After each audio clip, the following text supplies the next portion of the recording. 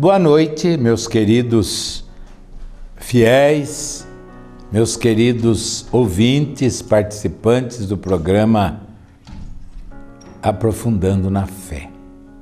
Hoje nós estamos no dia 7 de agosto, sexta-feira. Nós estamos encerrando a nossa programação da semana, falando sobre o livro do Êxodo. Meus queridos, vamos voltar um pouquinho. O povo de Israel sai na liberdade do Egito e atravessa o Mar Vermelho. O Senhor fez maravilhas, o Senhor mostrou o seu poder, fez o povo passar a pé enxuto no meio do mar, por um caminho novo, e os egípcios foram atrás e foram cobertos pelo mar. Aliás, há muitos anos atrás, quando eu era pároco lá de Tararé, na fronteira, um dia eu fiz uma pergunta, e interessante que o povo respondeu na rádio, nós tínhamos um programa na rádio, eu disse assim, a pergunta foi essa: qual foi um caminho que existiu uma vez só no mundo e nunca mais ninguém passou por ele? E o pessoal respondeu, foi o caminho do Mar Vermelho. Só uma vez aquilo foi caminho seco, porque logo depois que Israel passou, as águas voltaram e o mar voltou. É maravilhoso isso, o poder de Deus. Pois bem, mas meus queridos, o povo está livre da escravidão, tornaram-se pessoas humanas, eles tinham que aprender a ser livres. Muita gente às vezes coloca o seguinte pensamento: por que Deus permite que a gente peque? Porque Deus não quer robôs, Deus quer pessoas livres. Um ato de amor, de liberdade, diante de Deus, vale mais do que o ato de milhares de máquinas que não fazem o que querem, mas fazem o que nós ordenamos. Nós não somos máquinas, nós somos pessoas livres. Nós podemos amar a Deus ou odiar a Deus. Nós podemos amar o próximo ou odiar o próximo. Mas Deus quer que nós amemos. Deus quer que nós vamos até Ele livremente, livremente. Um ato de amor, um ato de amor. É muito interessante como Deus respeita a nossa liberdade. Deus respeita. O leproso vai até Jesus, se ajoelha diante de Jesus e diz: Senhor, se queres, podes limpar-me da lepra. E o Senhor estende a mão, toca o leproso e diz: eu quero, fica limpo. E a lepra saiu do leproso. E Jesus ainda vai dizer em outras circunstâncias: a tua fé te salvou. A tua fé te salvou. O ato de liberdade. O ato de fé é um dos atos mais livres que a gente tem. O ato de fé. Eu creio, eu confesso, eu tenho certeza que o Senhor vai fazer alguma coisa. É um ato de liberdade. É um ato de pessoa livre. Como isso é bonito. Como isso vale a pena. E o povo de Israel no deserto vai aprender a ser livre. Daí que o Senhor vai dar as leis no Monte Sinai. Por quê que ele vai dar as leis? Porque o povo vai aprender através das leis a respeitar a Deus e a respeitar o próximo. No fundo, os 10 mandamentos lembram apenas isto: o respeito de Deus e o respeito do próximo. Meus queridos, e quem é o grande educador do povo? O povo sempre precisou de educadores. Sempre. Sempre. O grande educador do povo é Moisés. É Moisés. Deus o preparou para esta missão. É muito interessante como a gente vê que Deus tem um projeto, Deus tem um plano. Deus não faz as coisas às loucas. Deus não faz as coisas sem projeto, sem plano. Deus tem plano. E o grande ato de fé é a gente descobrir o plano de Deus na nossa vida. Na nossa vida. Muitos de nós pensam que as coisas vão acontecendo por acaso. Não, nada acontece por acaso. Nada acontece por acaso. Tem muita gente que provoca acidente. Corre demais. Voa, né? Voa, às vezes no carro, voa nas motos. Outro dia eu estava indo para Sorocaba e vi uma moto passar por nós, passar por mim. Estava o motoqueiro e acompanhante. O rapaz ia quase que dançando na frente da gente, correndo doidamente. Aí acontece um acidente, aí vão dizer: por que Deus matou esse fulano? Deus não matou ninguém. Deus não matou ninguém, ele próprio se matou. Pela sua estupidez, pela sua vontade de se mostrar poderoso. Há anos atrás morreu uma pessoa, alguns devem lembrar ainda, lá naquela curva, quando se vai chegando a Sorocaba, um rapaz que morreu num carro muito chique, muito caro, uma Ferrari. O rapaz se acabou. Devia estar correndo quase a 200 por hora naquela curva. É Deus que matou? Não. É a pessoa mesma que se matou. Muitos de nós se matam e depois jogam as culpas em Deus. A pessoa bebe demais, enche a cara todo dia, pega uma cirrose aí hepática, pega um câncer de fígado e vai dizer: por que Deus mandou essa doença? Deus não mandou essa doença. É você mesmo que provocou. Existem doenças que às vezes a gente não provoca, mas existem muitas doenças que se provocam. Fulano é viciado em droga, vai se matando aos poucos. E não é Deus que mata, é a pessoa que se mata. E como eu disse, existem doenças que independem da nossa vontade e nós não somos culpados. A doença vem. A idade, ela vem, mas muitas das calamidades que nos acontecem, nós somos culpados, sim. Nós próprios nos destruímos. Então, Deus preparou Moisés para conduzir, para educar aquele povo.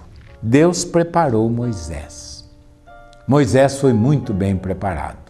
Foi criado como um príncipe do Egito. Teve acesso à cultura, e a cultura do Egito era muito grande. Teve acesso, quem sabe, à medicina, teve acesso à agronomia, teve acesso ao conhecimento dos astros, teve acesso à higiene, teve acesso à vida. Então, muitas normas que Moisés vai dar ao povo em nome de Deus são normas que ele aprendeu. Muitas normas são de higiene. Por exemplo, o povo de Israel não devia comer carne de porco. No deserto, quente, quase sem água, gordura, era um veneno. Moisés sabia disso.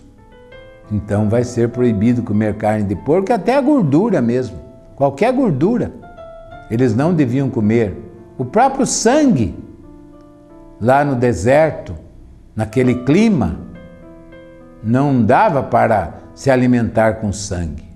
Moisés sabia disso e Deus vai confirmar isso daí. Já numa outra situação, por exemplo, a gente vê os esquimós lá no Alasca, numa temperatura de 30, 40 graus abaixo de zero, eles comem gordura pura de foca, de baleia. Comem por quê? Porque precisam daquilo. Precisam de proteína. Porque o clima é muito duro, muito frio, muito gelado. Tanto que eles fazem casas de gelo. Os iglus são casas feitas com blocos de gelo, de tão frio que é. Então lá eles precisam de gordura, precisam de proteína. Já o povo de Israel no deserto não precisava disso. Então é proibido pela lei. Por isso que a lei deve ser adaptada. Não é porque está escrito na Bíblia, no Antigo Testamento, que deve valer hoje. Não. Aquilo valia muitas vezes para o Antigo Testamento. Certas normas alimentares, certas proibições de alimentos, principalmente no livro do Levítico, certas proibições eram para aquele povo determinado, para aquela situação. Hoje, aquilo ali já não tem mais valor, tanto que Jesus vai dizer no Evangelho, isso é importante a gente saber disso. Jesus vai dizer no Evangelho, não é o que entra que suja o homem, mas o que sai do coração é que suja o homem. Não é o alimento. São Paulo ainda vai dizer que tudo aquilo que a gente come em ação de graças é abençoado. É abençoado. E que a gente, quando vai na casa de uma pessoa, não deve estar perguntando como é que foi aquela carne, como é que foi feita aquela comida. Por quê? Devo sentar na mesa e comer, sem ficar perguntando se foi assim ou foi assado que aquele animal foi morto, etc. Não. Coma. Aquilo que nós comemos em ação de graças vale a pena, é abençoado por Deus. Meus irmãos, Moisés vai ser o grande educador do povo, o grande educador do povo. Vai sofrer também, porque todo mundo, quando vai educar, ele enfrenta resistências. O povo era escravo, estava acostumado a obedecer. Moisés vai ter que ensinar, vai ter que conduzir o povo, mas não explorar o povo, nem escravizar o povo, nem submeter o povo. Mas Moisés vai ter que dizer, de hoje em diante, você vai ter que saber o que fazer. É você que vai descobrir o que fazer, o que você deve construir na sua vida. É você que é dono do seu destino. E também aqui nós temos, no capítulo 16 do livro do Êxodo, versículo 22, quando diz que o povo reclamou porque estava com fome, estava com saudade do Egito, né? Olha aqui a reclamação do povo. Capítulo 16, vamos ler um pouco antes. Versículo 1, vamos ler a partir do versículo 1. Toda a comunidade dos israelitas partiu de Elim e chegou ao deserto de Sim, entre Elim e o Sinai, no dia 15 do 2º mês, depois da saída do Egito. Toda a comunidade dos israelitas pôs-se a murmurar contra Moisés e Arão no deserto, dizendo-lhes: quem dera que tivéssemos morrido pela mão do Senhor no Egito, quando nos sentávamos junto às panelas de carne e comíamos pão com fartura. Por que nos trouxestes a este deserto para matar de fome toda esta gente? O povo já tinha esquecido, em 2 meses, já tinha esquecido da escravidão e já começava a reclamar. Saudade do Egito, saudade das panelas de carne, pão com abundância, mas também tinham chicote, tinham tortura, tinham sofrimentos. Eles se esqueceram disso. O povo muitas vezes se esquece fácil daquilo que sofreu e volta a fazer a mesma coisa que tinha feito antes. Às vezes errando até mais. Aliás, há um trecho da Bíblia muito interessante que eu gosto. Diz assim: nós fazemos às vezes como aquela porca que se lava, que a gente lava e depois volta a remexer na lama. Nós temos saudade às vezes da lama. A Bíblia também diz uma outra frase que é mais forte, até um pouquinho mais nojenta, como o cachorro que volta ao próprio vômito. Às vezes a gente volta ao vômito da gente mesmo. Quantas pessoas que fazem tanto empenho de mudar de vida, de vencer a bebida, de vencer a droga, e depois volta. Ou então, pessoas que têm um tipo de relacionamento destrutivo, vence e depois volta. Como a porca lavada que volta a se revolver na lama. E então, o povo de Israel começa a sonhar com o Egito, lembrar do Egito, lamentar-se. Vai ter que aprender a enfrentar o deserto. O deserto não é uma realidade fácil. O deserto é duro. Eles vão ter que buscar o próprio alimento.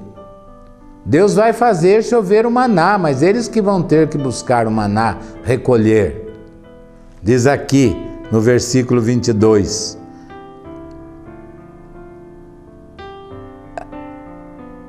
No 6º dia recolhiam dupla quantidade de alimento, 9 litros por pessoa. Os chefes da comunidade informaram a Moisés, que lhes disse: é precisamente isso que o Senhor mandou. Amanhã é sábado, dia do repouso consagrado ao Senhor. Assai o que quiserdes assar e cozinhai o que quiserdes cozinhar, e o que sobrar fique como reserva para amanhã. Eles separaram o maná para o dia seguinte e ele não apodreceu nem bichou. Moisés disse: comei esse maná hoje, pois hoje é sábado, consagrado ao Senhor. Hoje não encontrareis maná no descampado. Ajuntareis maná durante 6 dias e no 7º, que é sábado, não encontrareis nada. No 7º dia alguns saíram para recolhê-lo, mas nada encontraram. E o Senhor disse a Moisés: até quando recusareis guardar meus mandamentos e minhas leis? Deus fazia chover o maná, mas deu a seguinte ordem: cada dia todo mundo saiba para coletar o maná. Mas no 6º dia, colete uma dobra de maná. Dobre o maná, para que no dia do Senhor não precisem sair, não precisem buscar. Assim mesmo teve gente que saiu para buscar, teimoso. Aí o Senhor se revolta e diz: até quando vocês vão me escutar ou não? Vão me escutar ou não? Minha gente, ouvir a palavra de Deus. Até quando nós vamos escutar o Senhor? Até quando? Nós estamos encerrando a nossa semana do Êxodo. Eu pensei que nós íamos chegar mais longe, mas não deu. Valeu. Valeu. Nós vamos continuar no mês que vem, que é também o mês da Bíblia, o mês de setembro. Nós vamos continuar ainda no livro do Êxodo, a caminhada do deserto. É uma aventura muito grande de Israel, mas é também uma grande lição. Moisés vai exercer a sua grande função de educador. E eu quero lembrar, para encerrar, que toda quarta-feira, lá na Matriz de São João Batista, nós estamos tendo o curso de Teologia para leigos, das 8 da noite às 9h30. O assunto desse curso de Teologia é o Evangelho e as Epístolas de São João. Nós vamos estudar isto. Quem ainda não deu tempo de entrar, entre, nós damos chance. Ainda nesta próxima semana, pode ir lá para participar desse curso de teologia, aprofundando na fé, aprofundar o nosso conhecimento. Isso é muito bom. Lembro também que amanhã continua o Tríduo do Bom Jesus, mas domingo nós vamos ter às 4h missa no Bom Jesus e a bênção do novo salão que a comunidade está construindo com seu esforço. Minha gente, obrigado pela atenção nesta semana em que nós falamos da libertação do Êxodo, caminhada no deserto. Que Deus os abençoe a todos vocês. Obrigado por vocês deixarem que nós entrássemos nas suas casas. Que a bênção de Deus Todo-Poderoso, Pai, Filho e Espírito Santo desça sobre vós, sobre vossas famílias, sobre tudo o que tendes, e convosco permaneça agora e para sempre. Amém.